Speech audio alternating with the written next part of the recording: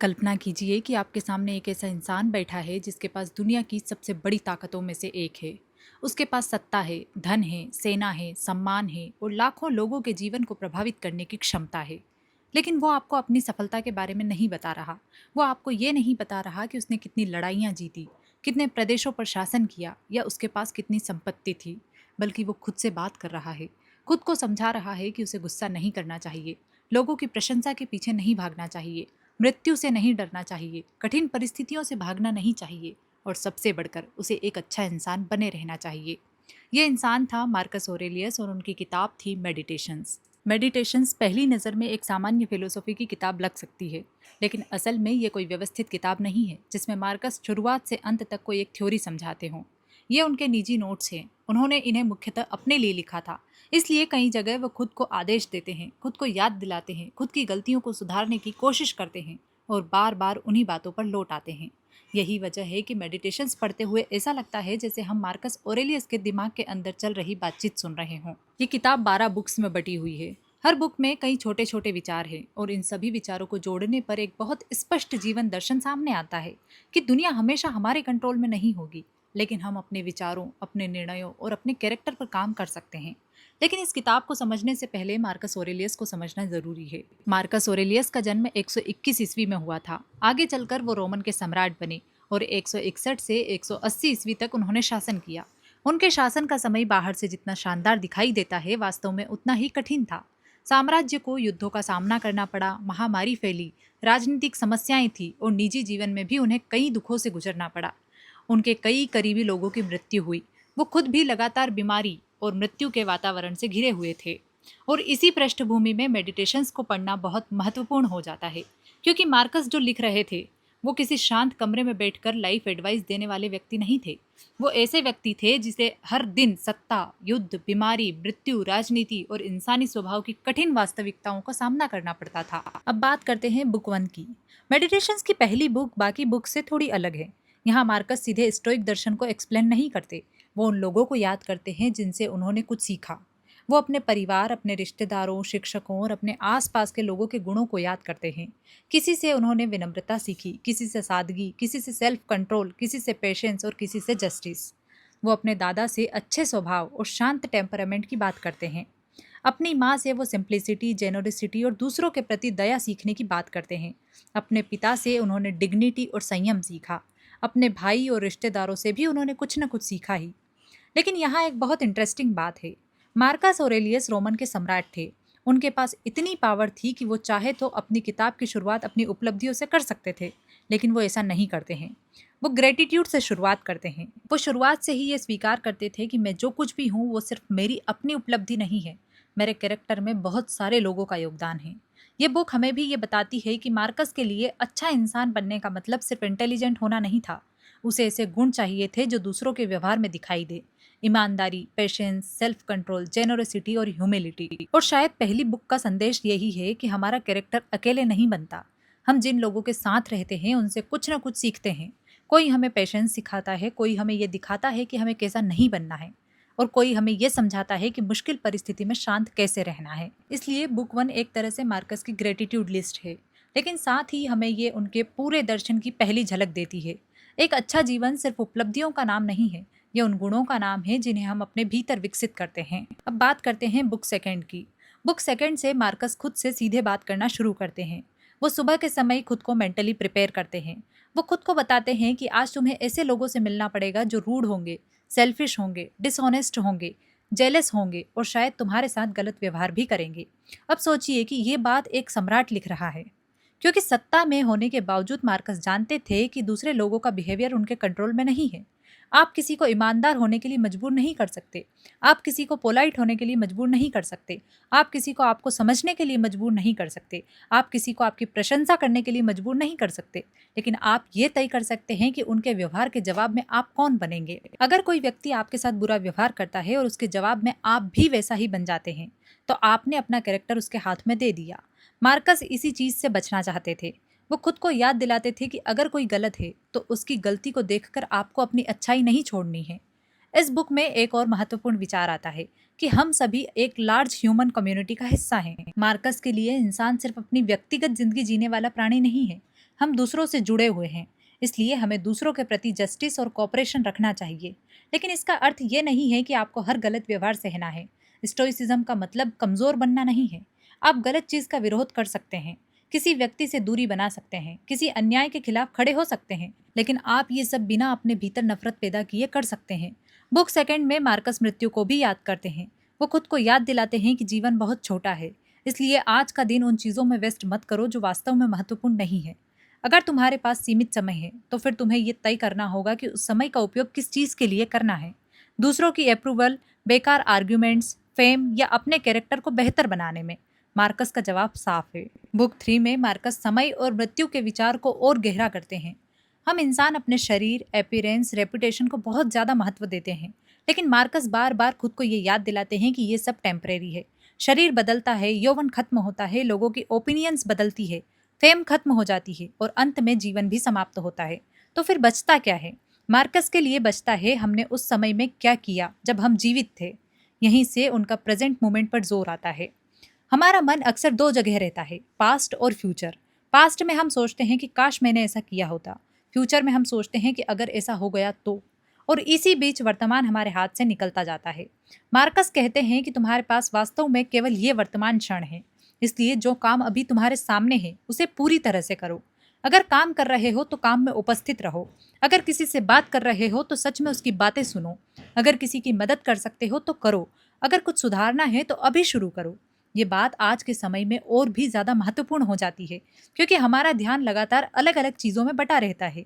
हम एक काम करते हुए दूसरे काम के बारे में सोचते हैं, फोन देखते हुए किसी और चीज की चिंता में रहते हैं, खाना खाते हुए सोशल मीडिया देखते रहते हैं, किसी के साथ बैठकर भी मेंटली कहीं और होते हैं। मार्कस की फिलोसॉफी हमें वापस इसी क्षण में लाने की बात करती है, और साथ ही वो खुद को भी याद दिलाते हैं कि जीवन बहुत छोटा है, इसलिए अपने जीवन को उन चीजों के पीछे खर्च मत करो जिनका कोई अंत नहीं है।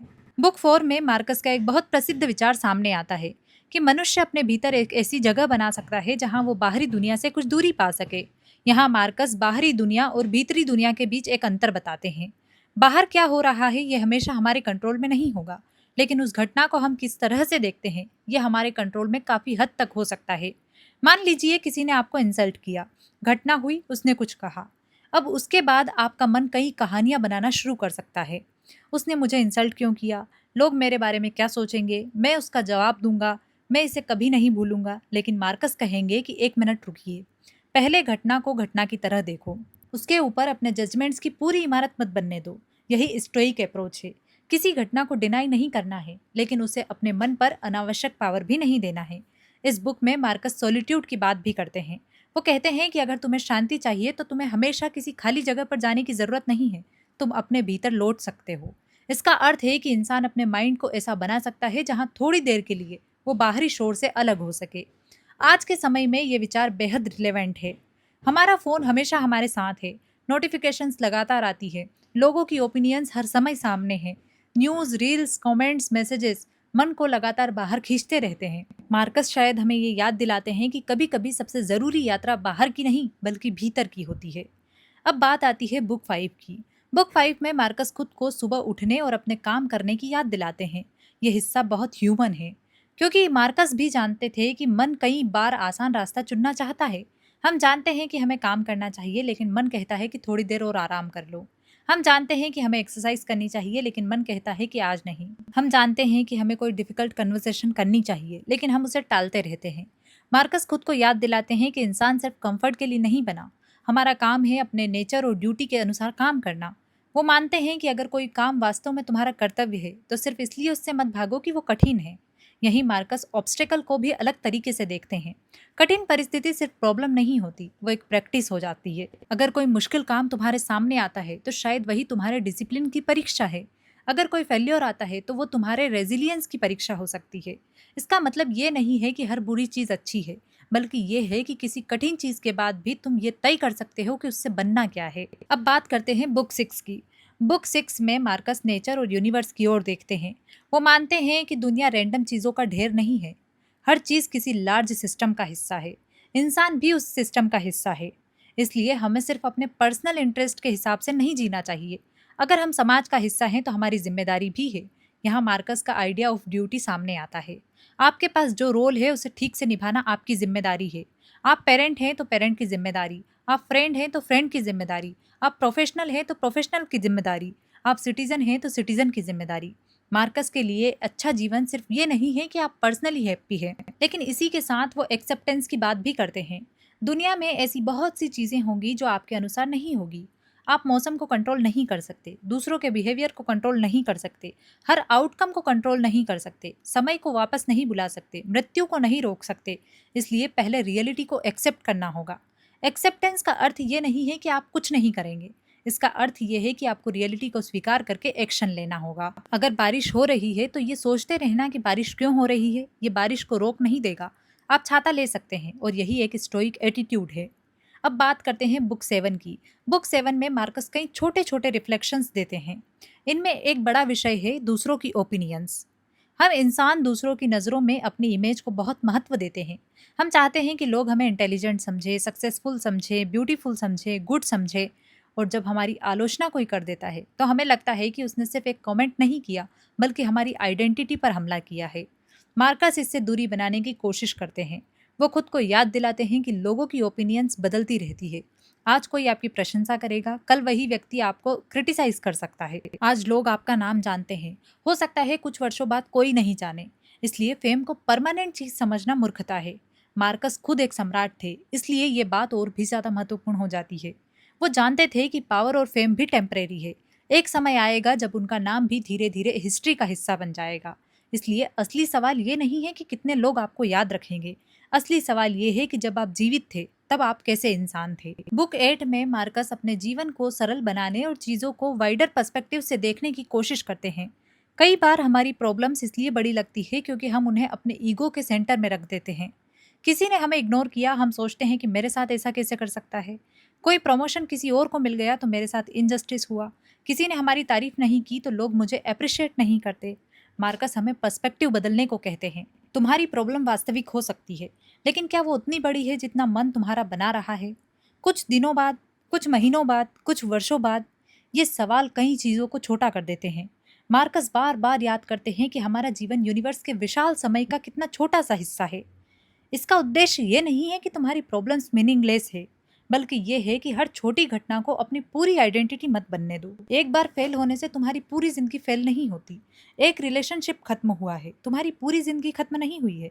किसी ने तुम्हें रिजेक्ट किया, तुम रिजेक्ट किए जाने लायक इंसान नहीं बन गए। इवेंट और आइडेंटिटी के बीच दूरी रखना जरूरी है। 9th बुक में मार्कस फिर से दूसरों के साथ हमारे संबंधों की ओर लौटते हैं। उनके लिए इंसान नेचुरली सामाजिक है। हम अकेले नहीं बने हैं, इसलिए हमारा अच्छा जीवन दूसरों के साथ हमारे व्यवहार से भी तय होता है। अगर कोई व्यक्ति गलत है तो उनके साथ गलत व्यवहार करके हम समस्या को हल नहीं करते। अगर कोई व्यक्ति क्रूर है और हमने क्रूरता से ही जवाब दिया तो हम अपने कैरेक्टर को उसके बिहेवियर के हाथ में दे देते हैं। मार्कस इसलिए माफी और न्याय के बीच एक संतुलन बनाना चाहते हैं। वो ये नहीं कहते कि हर किसी को अंधे तरीके से माफ कर दो, बल्कि वो ये कहते हैं कि दूसरे की गलती तुम्हें अपनी नेचर से दूर ना कर दे।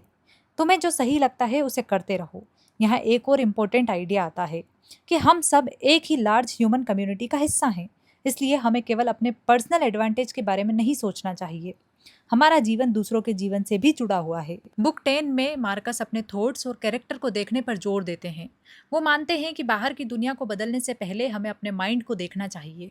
हमारी सबसे बड़ी समस्या कई बार घटना नहीं होती, हमारे इंटरप्रिटेशन होती हैं। मान लीजिए कोई व्यक्ति देर से आया। घटना ये थी कि वो देर से आया, लेकिन हम तुरंत सोच सकते हैं कि उसे मेरी रिस्पेक्ट नहीं है, वो हमेशा ऐसे ही करते हैं, लोग मुझे सीरियसली नहीं लेते। और देखते ही देखते एक छोटी घटना हमारे पूरे मूड को खराब कर देती है। मार्कस कहेंगे कि पहले तथ्य देखो फिर जजमेंट दो, इन दोनों को अलग करो, यही मेंटल डिसिप्लिन है। इसी किताब में वो चेंज और इम्परमानेंस की बात भी करते हैं। दुनिया की हर चीज़ बदल रही है, जो आज है वो कल नहीं होगा। शरीर बदलता है, लोग बदलते हैं, शहर बदलते हैं, सत्ता बदलती है, फेम बदलती है और अंत में जीवन भी खत्म होता है। इसलिए टेम्परेरी चीज़ों से ऐसी अटैचमेंट मत बनाओ जैसे वह हमेशा रहने वाली हो। 11th बुक में मार्कस वर्चूज़ की बात करते हैं। वो कहते हैं कि रेशनल, डिसिप्लिन्ड और कंपेशनेट होना चाहिए। लेकिन यहाँ एक इम्पॉर्टेंट पॉइंट आता है। फिलोसॉफी को जानना और फिलोसॉफी को जीना दो अलग चीज़ें हैं। आप बहुत सारी फिलोसॉफिकल किताबें पढ़ सकते हैं, स्टोइसिज्म के सारे कॉन्सेप्ट्स पढ़ सकते हैं, कोट्स शेयर कर सकते हैं, लेकिन अगर आपको किसी ने गुस्सा दिलाया और आप तुरंत अपना कंट्रोल खो दें, तो ये नॉलेज कहाँ काम आई? अगर कोई आपके साथ गलत करे और आप भी गलत करें, तो फिलोसॉफी कहाँ गई? मार्कस के लिए फिलोसॉफी का उद्देश्य इंटेलेक्चुअल नॉलेज जमा करना नहीं है, उसका उद्देश्य कैरेक्टर बनाना है। आपको अपने विचारों को व्यवहार में बदलना होगा। इसलिए मेडिटेशंस में वो बार बार खुद को याद दिलाते हैं कि अब एक्शन लो। सही चीज जानना पर्याप्त नहीं, सही चीज करना जरूरी है। अब बात करते हैं अंतिम बुक यानी बुक 12 की। यहाँ मार्कस फिर से मॉरलिटी और इनर कैरेक्टर की ओर लौटते हैं। वो खुद को याद दिलाते हैं कि एक दिन ये शरीर समाप्त होगा। जो रेपुटेशन आज महत्वपूर्ण लग रही है वो भी खत्म हो जाएगी। जो लोग आज आपको जानते हैं वे भी एक दिन नहीं रहेंगे और अंत में दुनिया आपके बिना आगे बढ़ती रहेगी। ये विचार सुनने में बहुत कठोर है, लेकिन मार्कस इसे नेगेटिव नहीं मानते, बल्कि वे इसे फ्रीडम की तरह देखते हैं। अगर आप जानते हैं कि सब कुछ टेम्परेरी है, तो आप हर चीज़ को पकड़कर रखने की कोशिश नहीं करेंगे। आपको हर किसी को इम्प्रेस करने की ज़रूरत नहीं होगी। आप हर इंसल्ट को अपने साथ नहीं लेकर चलेंगे। आप हर फेल्योर को अपनी आइडेंटिटी नहीं बनने देंगे। आप अपने वर्तमान काम पर ध्यान देंगे। और यही बुक 12 में पूरी किताब का सार बनकर सामने आता है। तुम्हारे पास जो समय है उसमें अच्छा इंसान बनो। जो काम तुम्हारे सामने है उसे ठीक से करो। जो तुम्हारे कंट्रोल में है उसमें अपना बेस्ट दो। और जो कंट्रोल में नहीं है उसके खिलाफ लगातार लड़कर अपनी शांति को मत खो। अब अगर हम मेडिटेशंस की पूरी 12 बुक्स को एक साथ देखें, तो हमें मार्कस ऑरेलियस की एक बहुत स्पष्ट जर्नी दिखाई देती है। बुक 1 में वो उन लोगों को याद करते हैं जिनसे उन्होंने कुछ सीखा। बुक 2 में वो खुद को कठिन लोगों और कठिन दिनों के लिए तैयार करते हैं। बुक 3 में वो समय, मृत्यु और वर्तमान की सीमितता को देखते हैं। बुक 4 में वो अपने माइंड को बाहरी दुनिया से स्वतंत्र रखने की कोशिश करते हैं। बुक 5 में वो अपने ड्यूटी और डिसिप्लिन की बात करते हैं। बुक 6 में वो खुद को लार्ज यूनिवर्स और ह्यूमन कम्युनिटी का हिस्सा मानते हैं। बुक 7 में वो फेम और ओपिनियन से दूरी बनाते हैं। बुक 8 में वो पर्सपेक्टिव और सिंप्लिसिटी पर जोर देते हैं। बुक 9 में वो दूसरों के साथ जस्टिस और ह्यूमैनिटी की बात करते हैं। बुक 10 में वो अपने जजमेंट्स और थॉट्स को ऑब्जर्व करते हैं। बुक 11 में वो अच्छे कैरेक्टर को प्रैक्टिस करने की बात करते हैं। और बुक 12 में वो मॉरलिटी और जीवन की सीमितता को स्वीकार करते हुए अपने दर्शन को समेटते हैं। और यही मेडिटेशंस की सबसे खूबसूरत बात है। मार्कस ऑरेलियस हमें कोई ऐसा तरीका नहीं देते जिससे जिंदगी में कभी दुख ना आए। वो ये प्रॉमिस नहीं करते कि अगर तुम पॉजिटिव सोचोगे तो सब अच्छा होगा। वो ये भी नहीं कहते कि हर चीज़ किसी कारण से होती है और इसलिए दुख की कोई ज़रूरत नहीं है। उनका अप्रोच ज़्यादा रियलिस्टिक है। वो कहते हैं कि दुख आएगा, लॉस होगा, लोग तुम्हें डिसअपॉइंट करेंगे, तुम्हारे प्लान्स फेल होंगे, तुम्हें बीमारी मिलेगी, तुम्हें रिजेक्शंस मिलेंगे, तुम्हें मृत्यु का सामना करना होगा। लेकिन इन सब के बीच एक चीज़ तुम्हारे हाथ में है कि तुम इन परिस्थितियों में कौन बनोगे। और शायद यही मेडिटेशंस का सबसे बड़ा सवाल है। जब कोई तुम्हें गुस्सा दिलाएगा तो तुम कौन बनोगे? जब कोई तुम्हें इंसल्ट करेगा तब तुम कौन बनोगे? जब तुम्हें कोई सक्सेस मिलेगी तब तुम कौन बनोगे? जब तुम्हें फेल्योर मिलेगा तब तुम कौन बनोगे? क्योंकि मार्कस के लिए ज़िंदगी की असली परीक्षा परिस्थिति नहीं है। असली परीक्षा है उस परिस्थिति में तुम्हारा कैरेक्टर क्या रहेगा। और शायद यही वजह है कि मेडिटेशंस को केवल फिलोसॉफी की किताब कहना कम होगा। ये एक इंसान को खुद को लगातार सुधारने की कोशिश करवाती है। मार्कस ऑरेलियस खुद एक सम्राट थे। उनके पास दुनिया की शक्ति थी, लेकिन अपनी निजी किताब में वो बार बार खुद को याद दिलाते हैं कि पावर भी टेम्परेरी है, फेम टेम्परेरी है, ब्यूटी टेम्परेरी है, मनी टेम्परेरी है, बॉडी टेम्परेरी है और अंत में लाइफ भी टेम्परेरी है। तो फिर परमानेंट क्या है? शायद केवल ये कि आपने अपने समय में क्या चुना, आपने किस तरह का व्यवहार किया, आपने किस तरह के इंसान बनने की कोशिश की और आपने अपने प्रिंसिपल्स को कितना निभाया। यही कारण है कि मेडिटेशंस आज भी पढ़ी जाती है। क्योंकि टेक्नोलॉजी बदल गई, समाज बदल गया, राजनीतिक व्यवस्था बदल गई, लेकिन इंसान की मूल समस्याएं बहुत ज़्यादा नहीं बदली है। आज भी हम दूसरों की अप्रूवल चाहते हैं, आज भी हम कंपैरिजन करते हैं, आज भी हम अपने पास्ट में अटके रहते हैं, आज भी फ्यूचर को लेकर चिंता करते रहते हैं, आज भी छोटी सी क्रिटिसिज्म हमें परेशान कर देती है, आज भी हम अपने कंट्रोल से बाहर की चीज़ों को कंट्रोल करने की कोशिश करते रहते हैं। और मार्कस ऑरेलियस लगभग 2000 साल पहले अपने लिए जो लिख रहे थे, वो आज भी हमें ये बात बताती है कि अपने कंट्रोल को पहचानो, अपने जजमेंट को देखो, अपने समय को व्यर्थ मत करो, अपने कर्तव्य से मत भागो, दूसरों के व्यवहार को अपने कैरेक्टर का मालिक मत बनने दो, मृत्यु को याद रखो। और जब दुनिया तुम्हारी इच्छा के अनुसार न चले, तब भी अपने भीतर वो इंसान बने रहो जो तुम्हें होना चाहिए था। और शायद मेडिटेशंस की सबसे बड़ी सीख यही है कि अच्छी ज़िंदगी का मतलब ये नहीं कि आपकी ज़िंदगी में प्रॉब्लम्स नहीं होगी। अच्छी ज़िंदगी का मतलब है कि प्रॉब्लम्स के बावजूद आप अपने वैल्यूज़ को नहीं खोओगे। मार्कस ऑरेलियस की मेडिटेशंस आखिरकार दुनिया को बदलने की किताब नहीं है, ये खुद को देखने की किताब है। और शायद यही वजह है कि एक रोमन के सम्राट के निजी नोट्स हजारों साल बाद भी इतने रिलेवेंट लगते हैं, क्योंकि उन्होंने अपने लिए जो सवाल लिखा था वो आज भी हमारा सवाल है कि अगर दुनिया मेरे कंट्रोल में नहीं है तो मैं अपने कंट्रोल में क्या रख सकता हूँ। यही है मार्कस ऑरेलियस की मेडिटेशंस, एक सम्राट की किताब लेकिन असल में एक इंसान की अपने ही मन को समझाने की कोशिश। मैं हूँ मीना यादव और आप देख रहे थे अनस्क्रिप्टेड भारत। मिलते हैं अगले वीडियो में किसी नई किताब के साथ। तब तक अपना ध्यान रखिए, पढ़ते रहिए, स्वस्थ रहिए, मस्त रहिए। धन्यवाद।